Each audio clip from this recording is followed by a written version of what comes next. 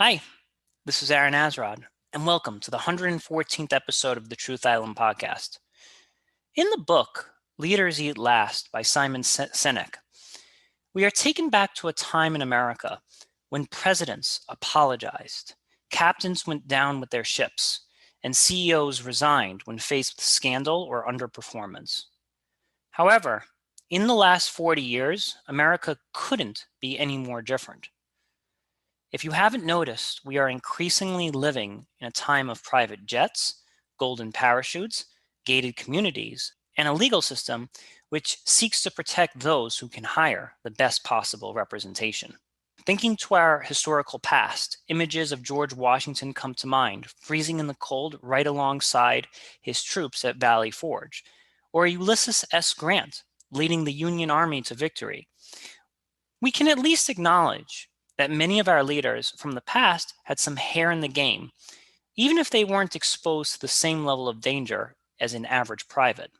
However, as of late, more and more of our elected officials seem to be sheltered from a lot of the dangers and struggles that face ordinary Americans, whether it be natural disasters, stagnant wages, homelessness, or inadequate education. It's as if in just one generation, a complete class of leaders have gone as being the ones with the most to lose to almost nothing to lose.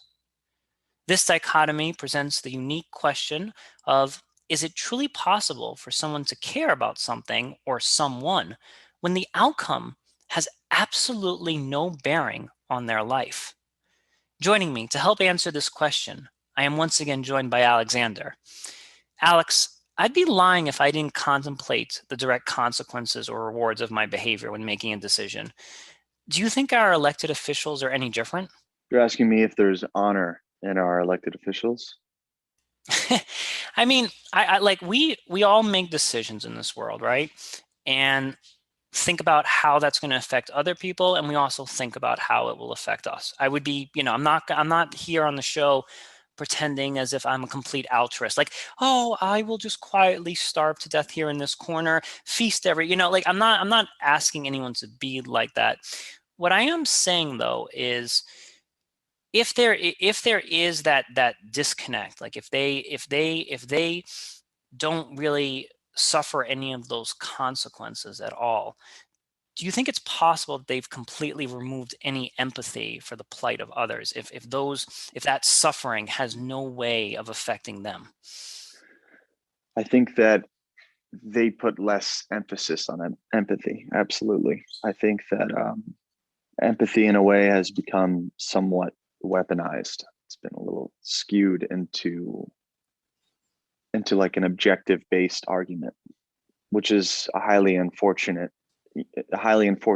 repercussion of, I think, just the amount of people we have in the world, where the burden of feeling empathetic towards every single person's situation is almost Christ-like in its effort, almost to become a Buddha. I thought this was going to be a topic on leadership, but I think it's actually going to turn into a topic on empathy, which I think is totally cool.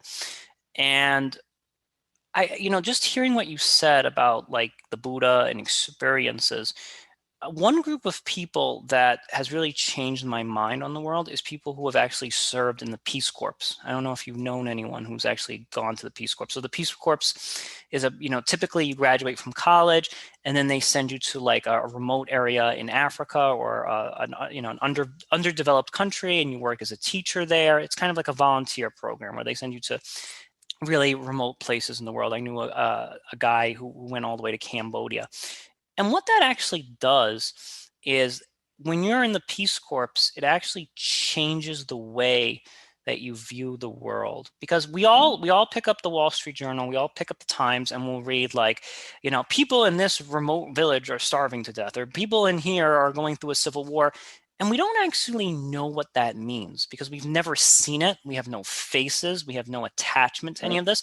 So we just read these things and okay, I'm not saying that we're not callous and just say whatever, but the people that go to the Peace Corps, when they read these things, they have an emotional attachment to it because they've actually seen some of those faces. There's probably a name that they could drop to that region, in that part of the world. And I think what's happening is that our politicians have no empathy. Not necessarily, I mean, sure, maybe some of them are complete narcissists, fair enough. But I think they don't actually have enough encounters with ordinary Americans to actually have a face or have that kind of attachment to us. How does that theory sound to you? I'd agree with you that empathy is really only shared by experiencing other people's perceptions and point of view. And that is a lot easier to do when you're in a situation such as the Peace Corps. We were actually there present in the upside down of your known world and your known experience. But I do think that leadership sometimes is seeing beyond that. And empathy is an integral part to becoming a good leader, but I don't think it covers all the bases of what a good leader needs to be. I Mhm. don't think you can be a good leader without empathy. I think empathy is just a foundational brick laid in the house of your leadership. And a house divided will not stand, and a house would be divided without empathy as a core tenet to your approach towards humanity. Mhm. And I did something kind of similar to the Peace Corps, so I can relate on a much shorter timeline to something like that. At 17, I was allowed to go a lot earlier than most to Africa to essentially preach for 30 days. And I lived with multiple families by myself and traveled to different villages and handed out medical supplies. And you know, we even stopped by this one hospital once, and a lady was in surgery and left surgery with blood on her hands to walk up to us to say hello. She was cutting someone up. So, like going overseas and doing the whole Peace Corps element is a great way for Americans, especially, to wake up to the realities of life and what empathy really requires. Like, how much should that really go into decision making? Like, this is going to be, I think, a controversial argument because if you're leading this country, Mr. Azeron, if you have how many people are in this country? 150 million, maybe? Is that Yeah, too high? 300, Okay. 350 million or so. Okay. So 350 million, you say. So 350 million people. Do you have the capacity as a human being to empathize with every single situation to the point where every choice you make has to be considered, every single dimension has to be considered with the equal amount of empathy? Like, is Mm. that really something fair to ask of another human being? Before I answer that question, I want to ask you some questions. First off, you're extremely Sure. modest for, we've been doing like what, 12, 14 episodes we've recorded. Now you're just telling me about Africa. So you're a very modest guy. I want to just focus on that. Even though you were just there for 30 days, I want to just ask you point blank, Sure. when you came back from Africa, and then maybe you don't remember offhand, but maybe like a few months later you read something about Africa in the newspaper. Did your perception change? Like was there like a pre-Alexander and like, oh man, that's sad before Africa, but then when you read it afterwards, you're like, whoa, I have a face now, and I take that, I remember this, I have this visualization of this woman covered in blood or something. Did that change the way that you read that news article when you actually had a visual imagery of that? Without a doubt. Without a doubt. I remember coming back and I nearly died twice on this trip. There were two occasions that I nearly died. One of them I still have photographic evidence of, and I keep that close to my heart when I feel that there's a particular situation that I need to listen to myself on. If I don't, it could be the difference, which was, what happened in this instance. But I remember getting back and trying to process that, trying to process the idea of being on the brink of survivability, to be able to have water, to come home to my American home. I remember it was my parents put on a movie, which is like our ritual with Nick Cage. It was called The God of War, and it was about a arms dealer who sold arms to Africans. I couldn't watch it. I lasted 20 minutes, and I was so enraged and so defensive, not even for myself, but I felt that me contributing my attention to whatever form of media, be it a movie or an article, like you're saying, that perpetuates this idea of what that area is and what that area stands for. And if it's not in the light that I experienced firsthand, I would get enraged and enraged. I remember screaming at the TV and people were looking at me like I was acting crazy. And, maybe I was totally irrational, but it wasn't rational to me.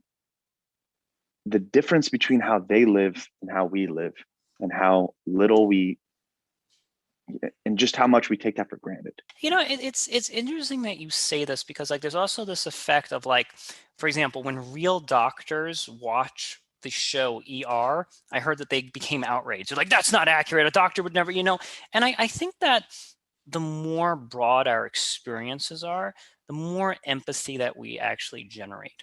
Because everything that we read about, everything that we hear about secondhand is very abstract. Like if you had watched that movie before you visited Africa, it would have just been an abstraction. It would have been like math Right. equations of like, okay, this is far away, thousands of miles away. This is what goes on there. The people there don't really mind that this is happening. It would have just been a mathematical abstraction.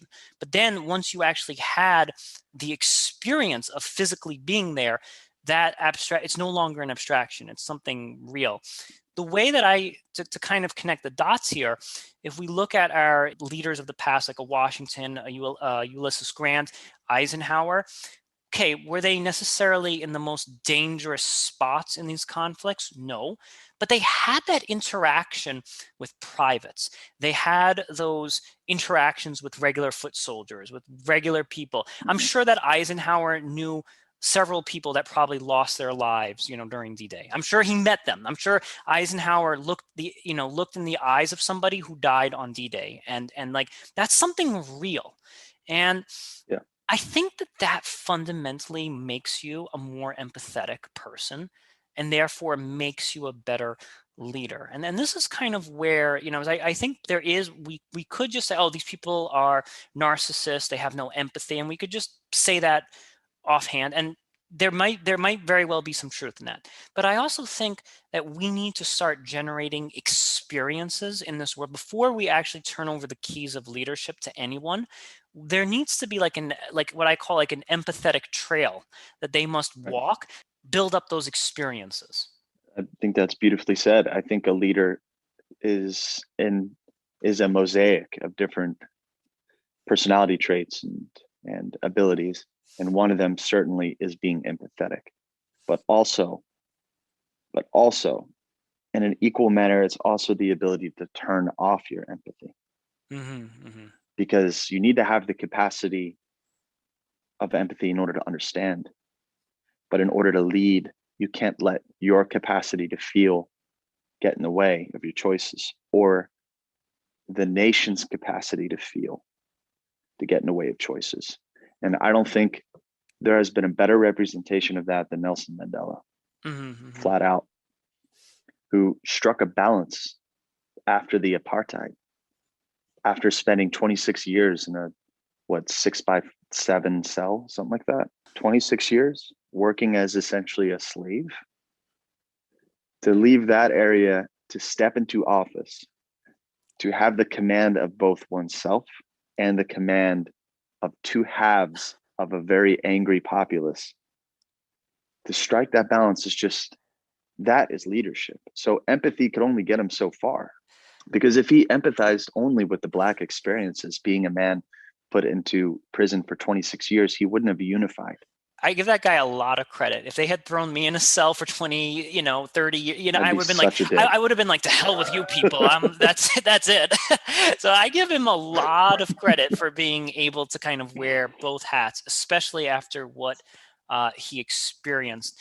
But maybe along the empathetic trail, you want to have experiences that juxtapose with one another. So maybe you want to spend a few years living in a very like poor rural area or in a developing nation, but then you also want to spend some time with powerful people and rich people. You want to have like a semblance of multiple angles, multiple perspectives. I think the wisest leader has the most data points of experiences in when they Mhm. make a decision. And maybe Nelson Mandela had that. Maybe he kind of brushed elbows with enough rich, powerful people in South Africa and said, all right, you know what? They're not all that bad. Or, I kind of see the economic utility in having this factory over here or something. So it doesn't have to be just one specific journey. I think having as many experiences as possible. What does a poor person live like? What does a middle, I mean, it's funny saying middle class. How many middle class people do we have left anymore? But, what does a middle class person live like? What does a wealthy person live by? And then collecting all of these data points, I think that can actually make you a great leader, because now you're actually seeing the world through the vantage point of so many different eyes. For sure. And that, is a great argument for the analytical portion of a good leader. There's another quality that I feel like we're not touching upon here, which is the ability to lift the living experience of a human being and place it gently into the oceans of what it's like to live with a degree of poetry beyond your own time frame. There is a way that great leaders shepherd the masses into this higher frequency that is beyond their own time. They're not even going to encapsulate the reward. It's not even about that. It's about the 7 generations after. It's generations after. What was Lincoln's famous quote? This fighting for the Emancipation Proclamation, and I might misquote him here, so forgive me, is about the untold generations to come. It's Mm. not even about now. And Mhm. leaders like George Washington, Nelson Mandela, Abraham Lincoln, everyone lifted up their nation and placed them into a frequency that had poetry, it had meaning, and it had longevity beyond their own minuscule life. That is a different degree of leadership that no data points can give you. What that is it's an alignment. It's basically spiritual chiropractic, right? I It's like that. like you got to realign the spine and then add the fleshy elements. You got to realign the values. You got to make sure everything's in tow. The ergonomics of your movement are going to be easier because everyone's on the same page. I love that. Spiritual alignment. Man, you're a true poet, actually. I love that. Spiritual chiropractic. Beautiful. Maybe, and maybe we can kind of blend our two theories here together. Do you think it's possible that maybe having the multiple data points, like seeing this is how a poor person lives, this is how an imprisoned person lives, this is how a wealthy plutocrat lives, maybe having the multiple data points allows you to predict what the future will look like better. So maybe when you have all of this exposure, you're able to forecast of like, okay, these people are going to react like this when that happens, and these rich people are going to do this, and these these people working in the factory are going to act that way. So maybe the multiple data points give you a better ability. I'm not being as poetic as you are, but I'm from a scientific perspective, maybe just multiple experiences allow you to make better predictions. Hands down. I mean, hands down. But it's also what's the capacity of a human being to soak up experience? Like what's the total value of experience that could be had? Like how much wind can you fill that sail with? Mm, That's down to the person, right? Like you could put a shallow-minded, egocentric psychopath into a hospital filled with kids with cancer, and he's going to leave wanting to still sell his stocks, right? He's still going to want to leave to like continue his Ponzi scheme. There's an unspoken quality here that can't be found on paper. But you know me, I'm son of a scientist. So science is a great way to place a range, like a parent, like parentheses around a situation. It's an important form of structure. It's important.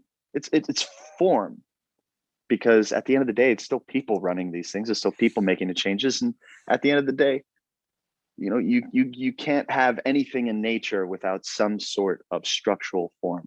mm, That's one of the reasons why I love Greek architecture, right? Because it is just as empty as it is structure. It's just as open as it is structure. They found the balance between What is required to keep it standing, and what is already there and apparent that doesn't need to be manipulated even in the littlest bit. It's the perfect Dionysian meets Apollonian point of view.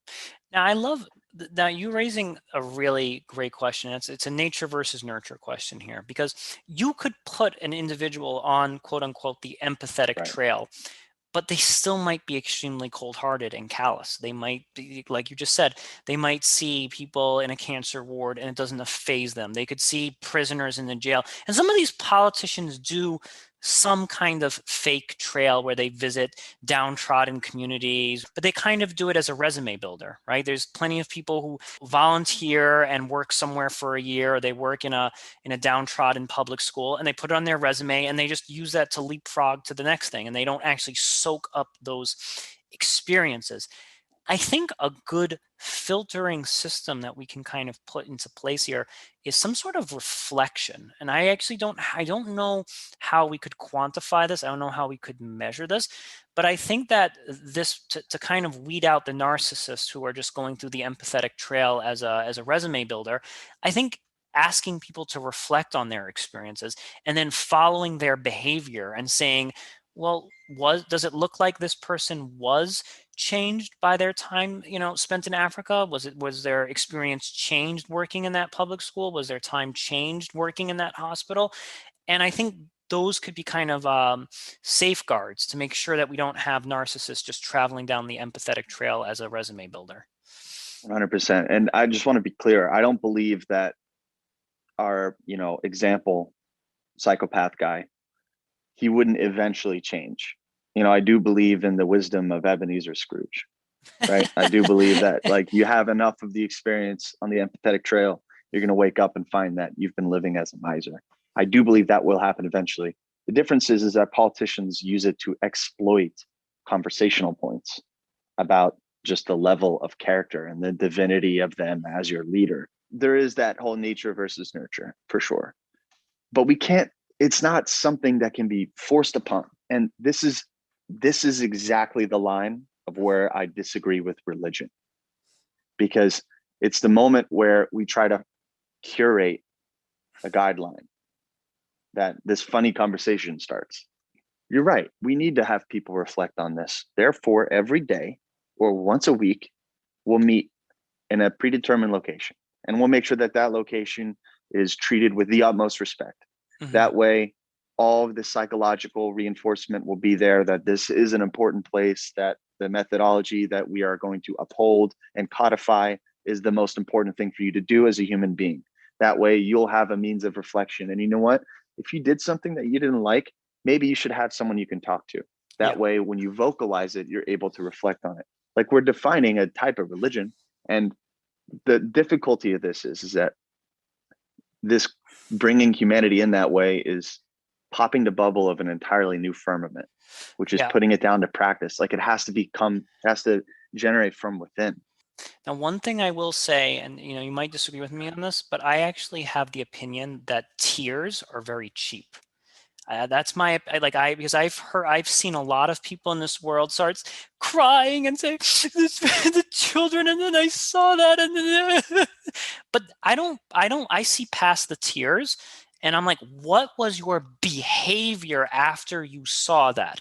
How have you changed as a person? And I think we have a lot of politicians that know how to work up the tears and be like, and then I was there, and and they'll write things like, I'll never forget seeing blah, blah, blah. But I'm like, wait a minute, if we look at your voting record, it looks like you've totally forgotten all that stuff that you saw growing up as a kid or whatever. So I think in that reflection process, we also, it's not just what you say and the tears that you produce. We also have to be looking at the measurable and observable actions that you took that actually demonstrate change. I think you highlighted such a genius point, which is the exploitation of what empathy is supposed to mean to you has been just absolutely ruined by the past 20 years. I mean, classic example, all this cancel culture. I mean, like, I'm so sick of all this crap. Like, and Hollywood's the worst with it. And it's a shame because it's my industry. So it's like, I get disgusted by actors and actresses that repeatedly commoditize this whole victimization. And what it does is that it hurts the little guy. Yeah.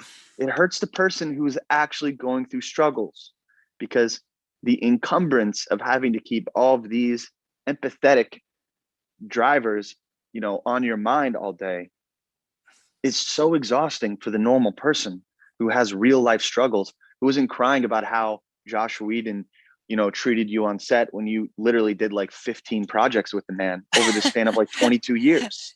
Yeah, right. So, it's like, I don't, I, it really, honestly, of all the things that gets me upset, I think that really pisses me off, because I see these experiences I had in Africa where you see a child in a dark corner of a school with maybe two pieces of chalk, who's just covered in dust, wearing sports caps, t-shirts of failed Super Bowl campaigns, failed, leftover clothing for capitalists' failures and excess. They're tossed to it. They're throwing it as a means of keeping themselves warm. And we're over here bitching about all this stuff. Yeah. Empathy is supposed to be the very thing, the intangible, that connects human beings together. And that is the most basic way we've survived. The most basic way is, I have a fire, you're cold, I feel bad enough for you. Why don't you come over and sit near the fire? Like, it Yes. started there. Yes. Now, this I love. Okay, so I think part of the problem is that we actually need to retrain people into recognizing what empathy actually is. Because I think that our reptilian minds are conditioned to think that empathy must be the crying person who's lamenting and making victim videos and has tears, and their mascara or whatever is falling down their face. Like, we've been, from an evolutionary standpoint, we see that as empathy. But, and if you don't do that behavior, we actually think that you're cold-hearted. We need to actually train people to psychologically realize that just because someone's not crying or isn't very emotional, that person has the cold stoic face might actually be more empathetic than the person bursting into tears, because the person with the cold stoic face might be the dude who's like, you know what, I'm going to move away from the fire right now, and I'm going to let you sit by the fire for an hour, and then we'll switch or something, right? The cold stoic face actually has a game plan to keep you guys alive. Whereas the person that's like completely lost in emotional trauma, they might be the one hoarding the fireplace all to themselves, or hoarding the last piece of bread for themselves. So I think we need to really start training humans to start recognizing genuine empathy from fake empathy. Yeah, and it comes down to, what kind of principles are being upheld. And, I don't know if there's any solution to it Mm. besides an individual educating themselves, an individual getting red pilled into how specific emotions can totally torment a situation into something you thought was completely different, and you're left confused and misunderstood. You're like, well, so and so said this so emphatically and emotionally that they must care. Yeah. That's not the way the world works. And it's a dark lesson for every young woman, every young man. No one feels things like you feel. Mm-hmm. That's a heavy thing to say. That doesn't mean there's no place for how you feel about things, but that doesn't mean that every place should have your feelings. Right, right. It's a time and a place. And honestly, in my opinion, of all the times that I've been grossly manipulated by employers or business hounds or anything, right? Bad relationships. Emotion has been the number one tool used to manipulate me as a person, because Yes. I'm empathetic. And so the beauty of stoicism, it's not about ignoring the empathy. This is why I try my best to be a stoic. I'm probably the worst stoic you've ever met, because I just, it's the total opposite of who I am naturally wired. You, as a stoic, you don't turn away from looking the emotion in the eye. The whole point is that you've been there, you've done that, you understand. Sure. Yet you decide, right? Yet you bring it down to a single point of rationality where you say, how does this serve me? what is the practical aspect of this? Can I fit a square peg in a round hole? No, the world is different than that, right? Like you can't just be on emotion, and people have to learn that. And it really starts with, I think, social media, which is the worst with this, right? Sure. I'm just disgusted with that. It's just all a means of gaslighting and manipulation of people's emotions, and it's not okay. It's really not okay, because it's incredibly dark. It's incredibly dark, and also it's a privilege, right? Like we're privileged to have the time for this. Can you imagine? I remember seeing this. Let me tell you the story about Africa. Sure. I remember we drove in this vehicle called the Matatu, which was basically a van that had a top on the, like a T top that you could lift up. So when you stand, you could shoot photographs under the Right. safety of a hood, right? But you're standing in the Matatu to take photographs on a safari. But I tell you, best truck I've ever been in my life. This thing crushed any situation. It was perfect. We were driving this Matatu for easily 45, 30 minutes, haven't seen anything. And you just see this woman carrying, I don't know how many pounds of water on her head to provide water for her family. She doesn't have time for your emotions. Like, do you know how American that is? Right, right, right. And to put it into like an artistic pretext in terms of the timeline, your real visceral emotions didn't matter until Marlon Brando came. There was an entire era before where no one actually cared how you felt. Yeah. So I think you've struck it right here, is that emotions are extreme. They're, first off, they're an affordance of luxury and time, right? And Right. they're also extremely cheap. Typing your emotions out on Facebook is really, really, really cheap. It just, you all you need is an internet connection and some fingers, and it doesn't cost you anything. Whereas actually like volunteering your time, actually putting effort into benefiting, and you don't even have to be like the most altruistic person that's traveling to the far corners of the earth to do this. Just the way you treat your family, the way that you treat the people closest to you are all examples of like your degree of empathy. And I like exactly Mm. what you said, because even though that woman that you encountered in Africa was carrying all that water, even though she was not emotional or anything, she's feeding an entire village or her entire family with that water. So right off the bat, that's a lot of empathy. Water that she is transporting is really going to give something for people to drink. You can't drink people's tears, okay? You cannot drink tears. Tears are only going to get you so Right. far. So I think that we need to realize, like, when people demonstrate empathy through crying or through their keyboard, we have to have that. We have to call that stuff out and be like, that's cheap empathy. That's your fingers. That's your little stubby digits pushing buttons and expressing empathy. You know who's made like a real resurgence in the past like few years? Nikolai Tesla. Mm. And Yes. he used to have a really bad rap as being antisocial. Like, oh my God, this guy was a recluse. He hated people. He lived with just his assistant. He didn't, have sex. And we talked about this before. But when you really think about it, the man invented all sorts of different currents and things that basically pioneered our electrical system, and did it for Right. no profit at all. Right.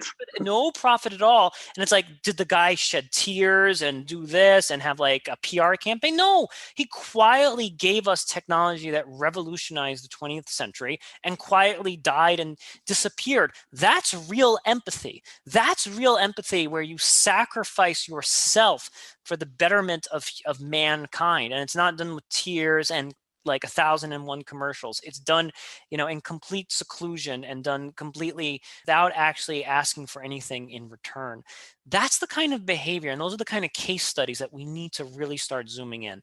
Okay, this person appears stoic and pretty cold on the face, but damn, did they achieve quite a bit. Wow. Well said. Yeah. Nikolai Tesla. He's such a gross example of that. And what's interesting is that, once again, that's someone being exploited for social reasons, right?